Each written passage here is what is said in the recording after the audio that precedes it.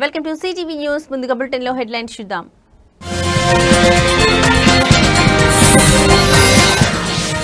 టీజీపీఎస్సీకి హైకోర్టులో ఊరట. Single bench ఇచ్చిన తీర్పుపై స్టే విధించిన ధర్మాసనం.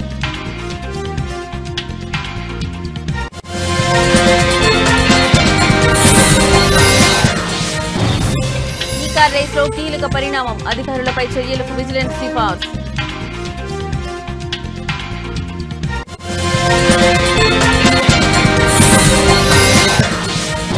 ప్రతిపక్ష హోదా కోసం హైకోర్టులో జగన్ పిటిషన్. స్పీకర్ అయ్యన్న, మంత్రి పయ్యావులకు నోటీసులు జారీ.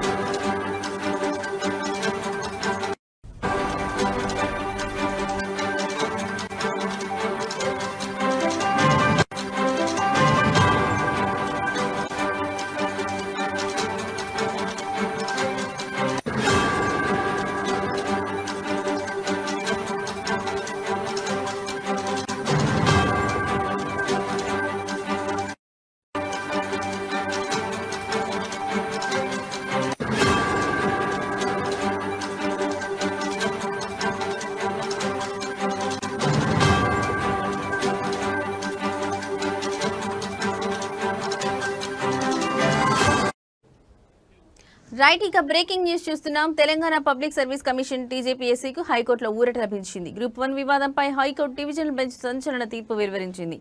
సింగిల్ బెంచ్ ఇచ్చిన తీర్పును సస్పెండ్ చేస్తూ ఆదేశాలు జారీ చేసింది. ఈ కేసు తదుపరి విచారణను వచ్చే నెల 15కు వాయిదా వేసింది. గ్రూప్ 1 పరీక్షపై అభ్యర్థులు దాఖలు చేసిన పిటిషన్ విచారించిన హైకోర్టు సింగిల్ బెంచ్ విచారించింది. తుది మార్కుల జాబితా, జనరల్ ర్యాంకింగ్స్ ను రద్దు చేస్తూ తీర్పు వెలువరించింది. దీనిపై టీజీపీఎస్సీ హైకోర్టులో అప్పీల్ చేయగా డివిజనల్ బెంచ్ ఈ రోజు విచారించింది. సింగిల్ బెంచ్ తీర్పుపై స్టే విధిస్తూ ఉత్తర్వులు జారీ చేసింది.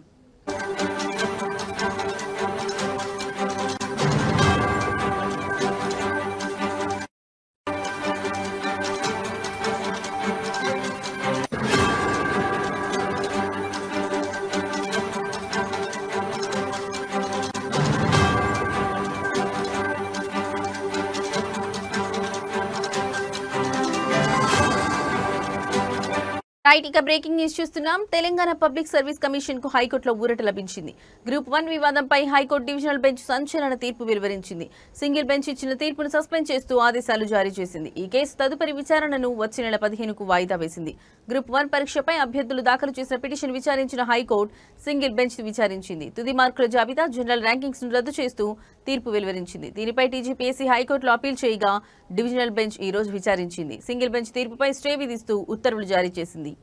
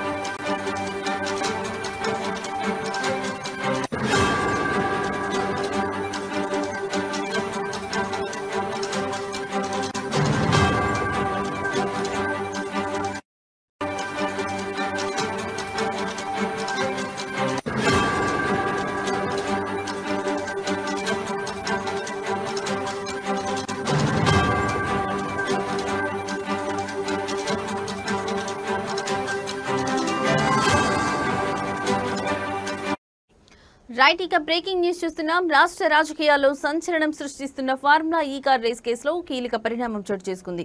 అధికారులపై చర్యలకు విజిలెన్స్ సిఫార్సు చేసింది. ఈ కేసులో నిందితులుగా ఉన్న సీనియర్ ఐఏఎస్ ఆఫీసర్, అప్పట్లో హెచ్ఎండిఏ కమిషనర్గా కొనసాగిన అరవింద్ కుమార్, హెచ్ఎండిఏ మాజీ చీఫ్ ఇంజనీర్ బిఎల్ఎన్ రెడ్డిలపై చర్యలకు విజిలెన్స్ గ్రీన్ సిగ్నల్ ఇచ్చింది. ఫార్ములా ఈ కార్ రేసులో అరవింద్ రెడ్డి, బిఎల్ఎన్ రెడ్డిలు కీలకంగా ఉన్నారు. ఈ ఫార్ములా కార్ ఈ రేసులో క్విడ్ ప్రోకో జరిగిందని తేల్చిన ఈసీబీ ఈ కేసులో ప్రాసిక్యూషన్ కి అనుమతి ఇవ్వాలని ఇటీవల ప్రభుత్వానికి నివేదిక పంపించింది. ఈ నివేదికను ప్రభుత్వం విజిలెన్స్ కమిషన్ పరిశీలనకు పంపించింది. ఈ నివేదికను పరిశీలించిన విజిలెన్స్ కమిషన్ అధికారులపై చర్యలకు నిర్ణయం తీసుకుంది. ఈ మేరకు అధికారులపై చర్యలకు సిఫార్సు చేసింది.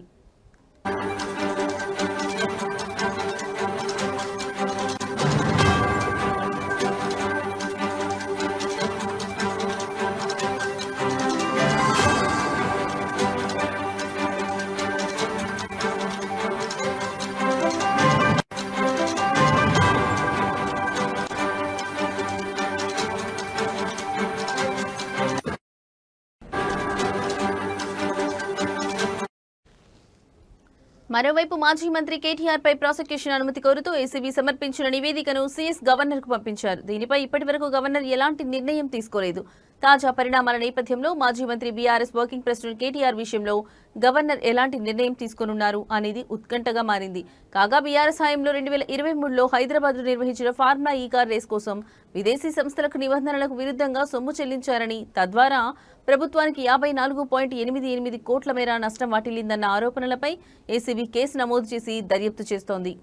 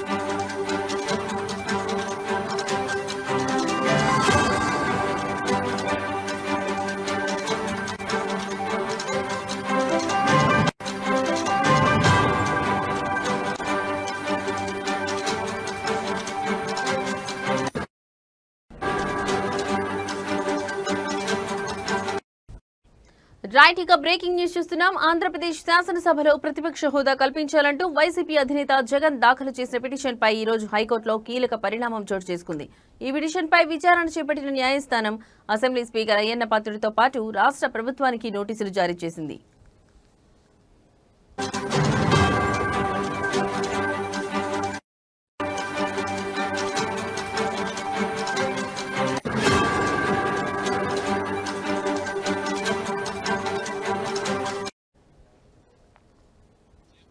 విచారణ సందర్భంగా ప్రతివాదుల జాబితాలో ఉన్న స్పీకర్ అయ్యన్న పాత్రుడు, శాసనసభ వ్యవహారాల శాఖ మంత్రి పయ్యావుల కేశవ్, శాసనసభ కార్యదర్శి ప్రసన్నకుమార్ కు ఉన్నత న్యాయస్థానం నోటీసులు జారీ చేసింది.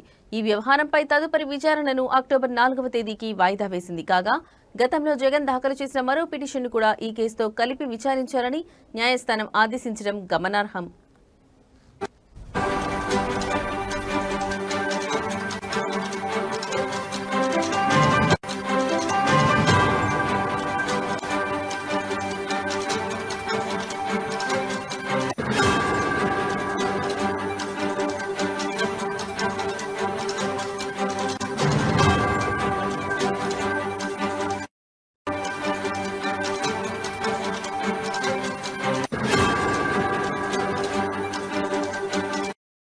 అసెంబ్లీలో తమ పార్టీకి ప్రతిపక్ష హోదా ఇవ్వాలని కోరుతూ జగన్ తొలుత స్పీకర్కు లేఖ రాసిన విషయం తెలిసిందే. అయితే ఆ లేఖపై స్పీకర్ అయ్యన్న పాత్రుడు రూలింగ్ ఇస్తూ ఆ అభ్యర్థనను తిరస్కరించారు. ప్రజలు ఇవ్వని ప్రతిపక్ష హోదాను తామెలా కల్పిస్తాం అని ఆయన ప్రశ్నించారు. రాజ్యాంగ అసెంబ్లీ నిబంధనలు ఇందుకు అంగీకరించవని ఆయన స్పష్టం చేశారు.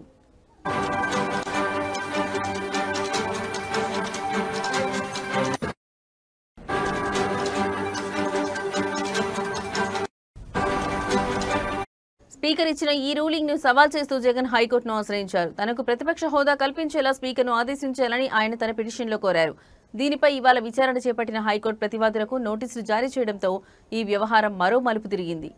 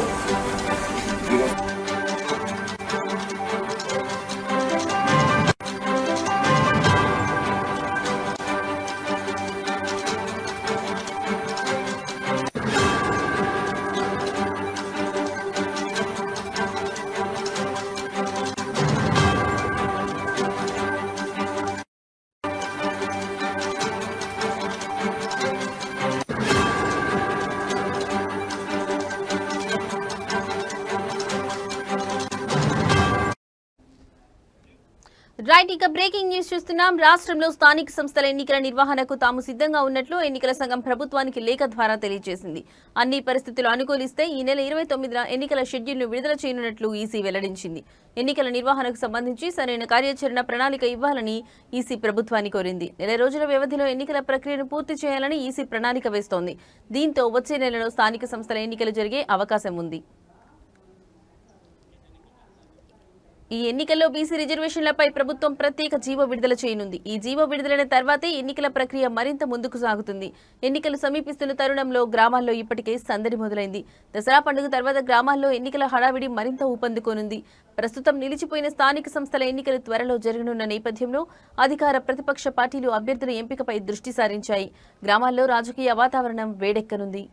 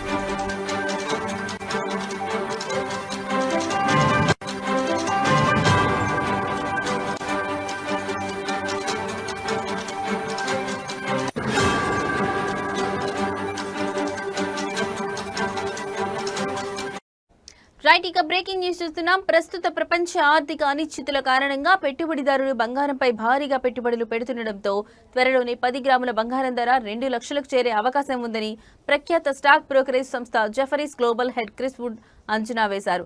ప్రస్తుతం 10 గ్రాముల బంగారం ధర 1,10,000 పైగా ఉండగా రాబోయే రోజుల్లో ఇది ఏకంగా 77% మేర పెరిగి 2 లక్షల మార్కును చేరుకోవచ్చని ఆయన అభిప్రాయపడ్డారు.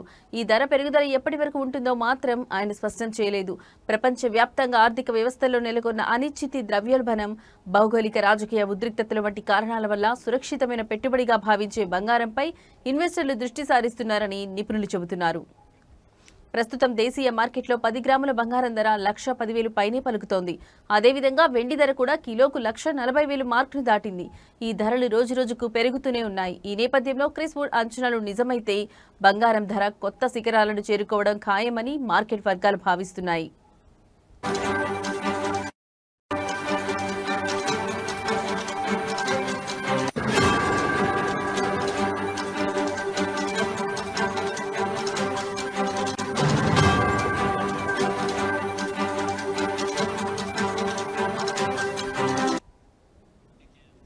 దసరా నవరాత్రుల ఉత్సవాల సందర్భంగా సదాశివపేట పట్టణంలోని గాంధీ చౌక్ లో ఏర్పాటు చేసిన అమ్మవారి మండపం వద్ద హనుమాన్ చాలీసా పారాయణం, లింగాష్టక కార్యక్రమం అంగరంగ వైభవంగా జరిగింది.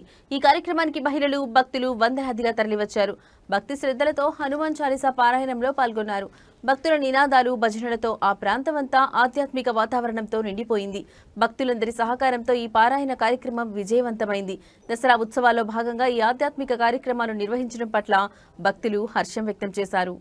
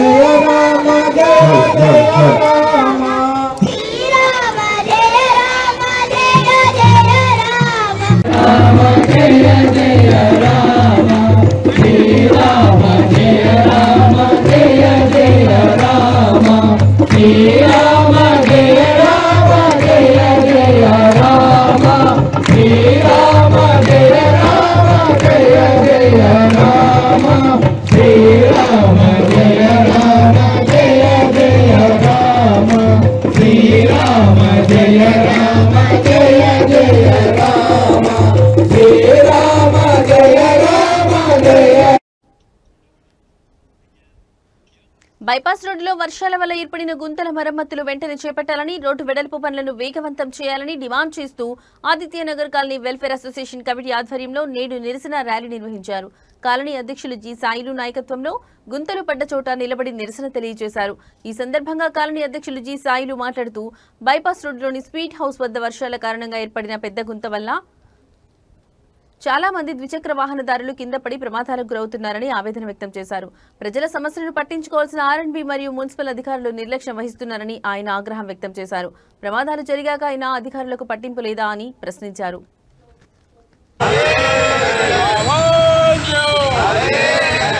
బైపాస్ రోడ్డు పనులు వేగవంతం చేయాలి. బైపాస్ రోడ్డు వెడల్పు వేగవంతం చేయాలి. బైపాస్ రోడ్డు పనులు వేగవంతం చేయాలి. బైపాస్ గుండా వెళ్తున్న రోడ్లు వర్షాకాలంలో గుంతలు పడి ప్రజలు చాలా ఇబ్బందులు పడుతూ ఉన్నారు.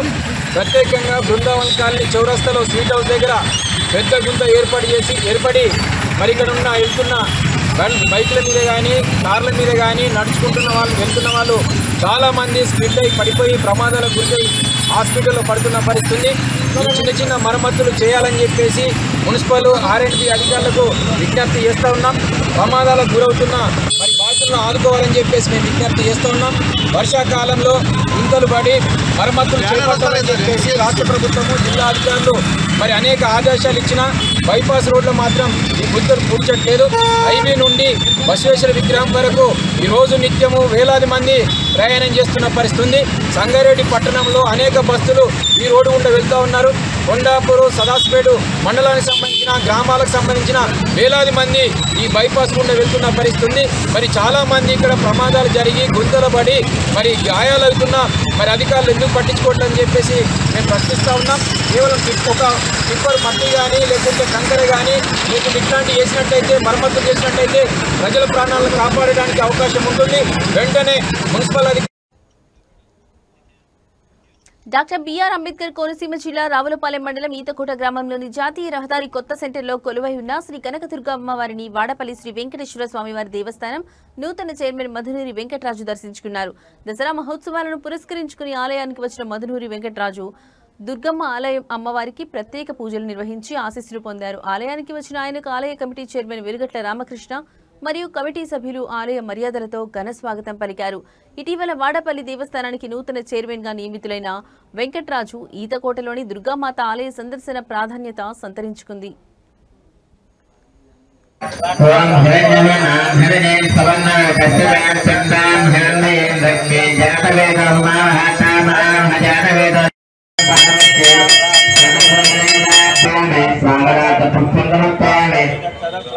పుష్పం చేసుకుని నమస్కారం చేసుకుని అమ్మవారికి పెట్టేయండి. నమస్కారం చేసుకుని అలా వేసేయండి. ధ్యాయామి ధ్యాన నమస్కారం సమర్పయామి ఆవాహయామి. కూడా చాలా ప్రాముఖ్యత ఉంటుంది కాబట్టి మనందరం జాతర సహకారం అన్నీ ఇక్కడ చిన్న చిన్న ఇంకా సమస్యలు ఉన్నాయి. ఆ సమస్యలు కూడా మన అందరూ జాతర సహకారంతో అలా ప్రజల సహకారంతో అలాగే మన స్థానిక శాసనసభ్యులు మన ఎమ్మెల్యే బండా సత్యాగ్రహ సహకారంతో దీన్ని మంచిగా అభివృద్ధి చేసుకుని రానున్న రోజుల్లో మరింత అభివృద్ధి చెందాలని మనస్ఫూర్తిగా ప్రార్థిస్తూ ఈ రోజు నాకు ఈ అవకాశం ఇచ్చినటువంటి ఈ గ్రామ ప్రజలందరికీ పేరు పేరు ధన్యవాదాలు.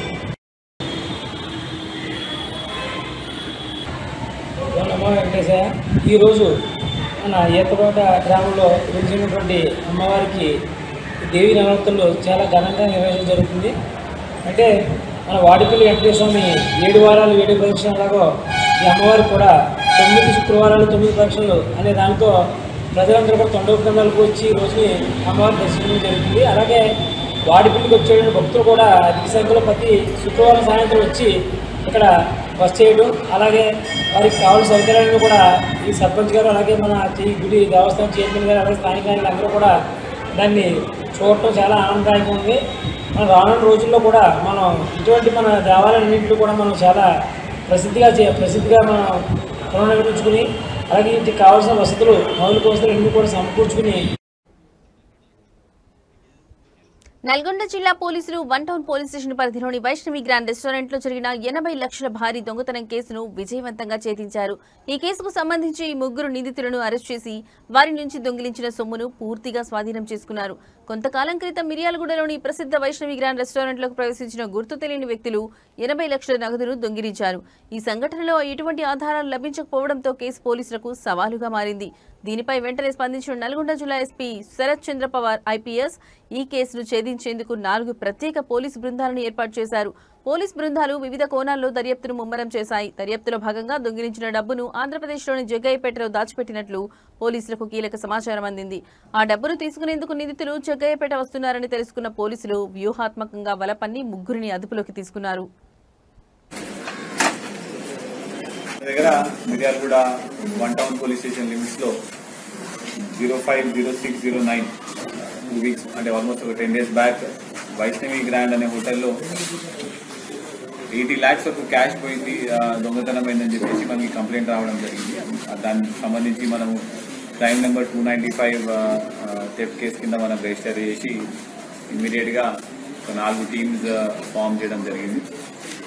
ఇవన్నీ కూడా డిఎస్పీ మిర్యాలగూడ గారి ఆధ్వర్యంలో ఈ 4 టీమ్స్ మనం ఫామ్ చేసి టీమ్స్ అన్నింటినీ కూడా మనం వేరు విభాగాల్లో ఇన్వెస్టిగేషన్ చేసి మళ్ళీ ఎవ్రీడే ఆఫీసర్ డిఎస్పీ గారు కోఆర్డినేట్ చేసే విధంగా మనం కూడా మన ప్లాన్ వేయడం జరిగింది. అయితే డీటెయిల్స్కి వెళ్తే ఈ వైష్ణవి గ్రాండ్ అనే రెస్టారెంట్లో ఫస్ట్ ఫ్లోర్లో ఒక 80 lakhs వరకు క్యాష్ వాళ్ళు అప్పుడే తీసుకుని వచ్చి అక్కడ పెట్టడం జరిగింది. ఈ మెయిన్ అక్యూజ్డ్ వీళ్ళు లాక్ బ్రేక్ చేసి అందులో ఆ రూమ్లో ఉన్న బ్యాగ్ తీసుకొని వాళ్ళు మళ్ళీ పాల్పోవడం జరిగింది. ఇమీడియట్గా మనకి రాగానే మనం ఎఫ్ఐఆర్ చేసిన తర్వాత we have started the investigation. అయితే ఇన్వెస్టిగేషన్లో మనకి మన 3 అక్యూజ్ని వాళ్ళ పట్టుకోవడం జరిగింది. మొహమ్మద్ రహీం, ఇతను A1, A2 is Iqbal Khan, A3 is Lalu Khan. ఈ A1 అనే పర్సన్ గత కొన్ని రోజుల క్రితం 2 years బ్యాక్ మిర్యాలగూడ ఈ వైష్ణవి గ్రాండ్ హోటల్ ముందు ఒక టీ షాప్లో పనిచేయడం జరిగింది. ఇతను ఈ రెస్టారెంట్లో క్యాష్ ట్రాన్సాక్షన్స్ అన్నీ కూడా చూసి ముందే రెకీ చేసుకొని ఇక్కడ కంపల్సరీగా మనకి ఏదో ఒకటి దొరుకుతుందని చెప్పేసి ఇతను A2, A3 వీళ్ళందరూ ఇద్దరు ఒకరు రాజస్థాన్కి వెళ్ళి ఇద్దరు మన మహారాష్ట్రకి వెళ్ళి వీళ్ళు 3 ప్లాన్ వేసుకొని ఎట్లో మనకి ఇక్కడ క్యాష్ దొరుకుతుందని చెప్పేసి ఆ రోజు ఎర్లీ మార్నింగ్ నైట్ అవర్స్లో అపెండ్ చేయడం జరిగింది. అయితే దీనికి సర్ప్రైజింగ్ ఏంటంటే మనం జస్ట్ 1 week ముందే మిర్యాలగూడ వీళ్ళందరూ కూడా రివార్డ్ ఇవ్వడం జరుగుతుంది.